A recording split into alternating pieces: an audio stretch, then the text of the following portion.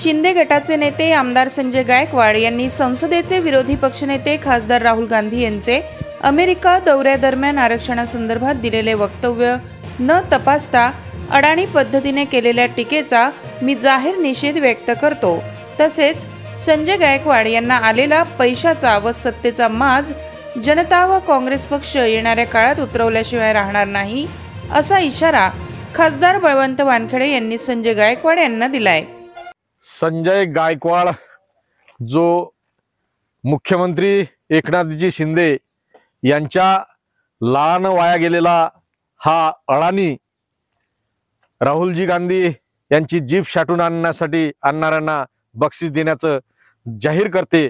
या हरामखोराजवळ शिंदेंनी जे पैसे दिले त्या पैशाचा माज या हरामखोराला आल्यामुळे ह्या अशा पद्धतीचं वक्तव्य त्याचं सातत्यानं चालू आहे।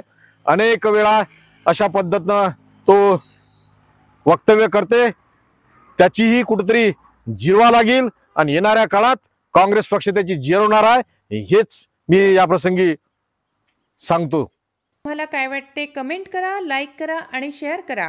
चॅनलला सबस्क्राईब करायला विसरू नका।